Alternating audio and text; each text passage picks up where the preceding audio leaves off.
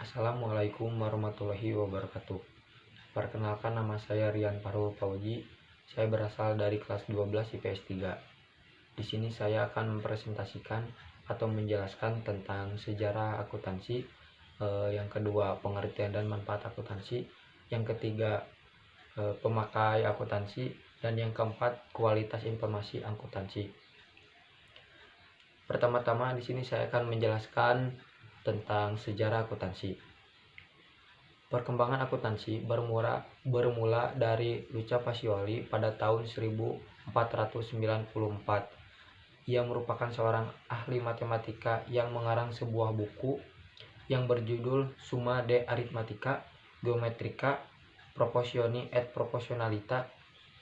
Dalam salah satu bab yang berjudul Tractatus de Confitis et Scriptoris, ia memperkenalkan dan mengajarkan sebuah sistem pembukuan berpasangan yang disebut dengan sistem kontinental.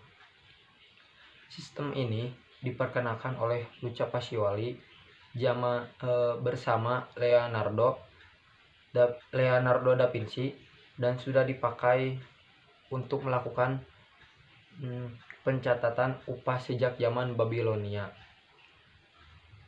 Sistem kontinental merupakan pencatatan semua transaksi ke dalam dua bagian, yaitu debit dan kredit.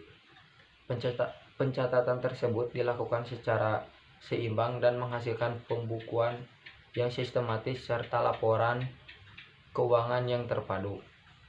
Pertengahan abad ke-18 terjadi revolusi industri di Inggris yang mendorong pula perkembangan akuntansi. Pada waktu itu, para manajer pabrik misalnya ingin mengetahui biaya produksinya. Dengan mengetahui berapa besar biaya produksi, mereka dapat mengawasi efektivitas proses dan menetapkan harga jual. Yang selanjutnya, pengertian dan manfaat akuntansi.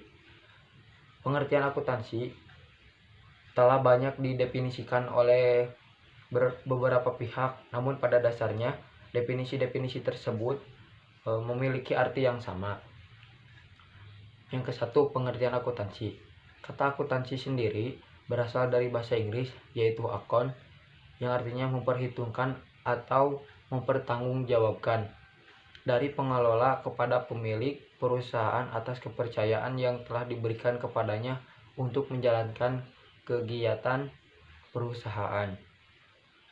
Akuntansi adalah suatu mencatat, mengklasifikasi, meringkas, mengolah, dan menyajikan data transaksi serta kejadian yang berhubungan dengan keuangan dari kegiatan tersebut, sehingga dapat digunakan oleh orang yang menggunakannya dengan mudah dimengerti untuk pengambilan suatu keputusan serta tujuan lainnya.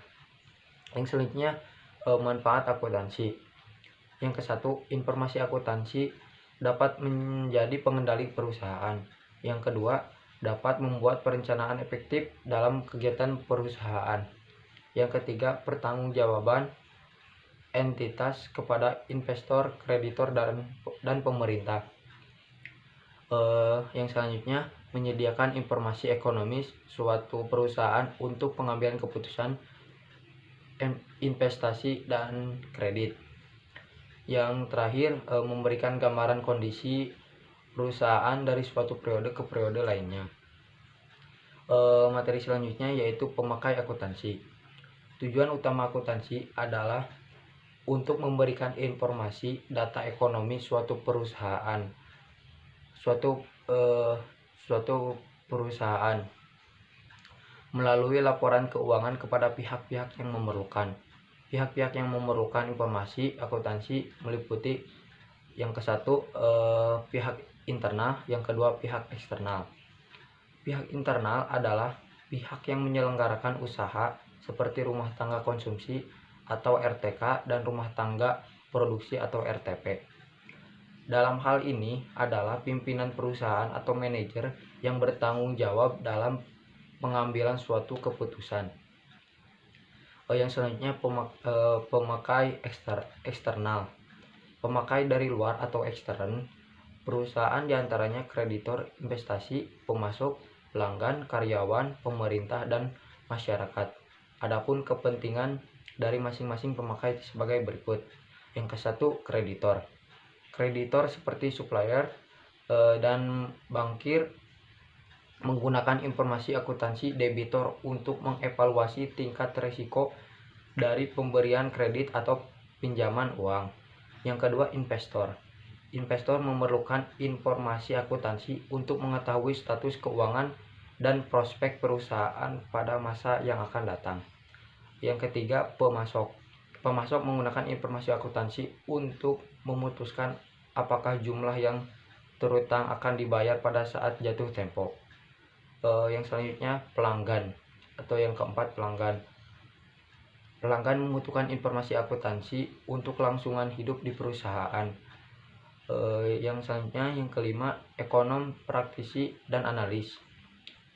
Para ekonom, praktisi, dan analis menggunakan informasi akuntansi untuk memprediksi suatu perekonomian. Yang selanjutnya, perekonomian menentukan tingkat inflasi dan pertumbuhan pendapatan nasional. Yang selanjutnya, yang terakhir, pemerintah. Pemerintah menggunakan informasi akuntansi untuk mengatur aktivitas pemerintah atau negara. Menetapkan kebijakan pajak, menetapkan kebijakan ekonomi makro dan mikro, serta dasar penyusun statistik pendapatan nasional. Selanjutnya, materi yang terakhir yaitu kualitas informasi akuntansi. Informasi akuntansi yang berkualitas harus memenuhi syarat-syarat seperti berikut yang ini. Yang ke-1, relevan.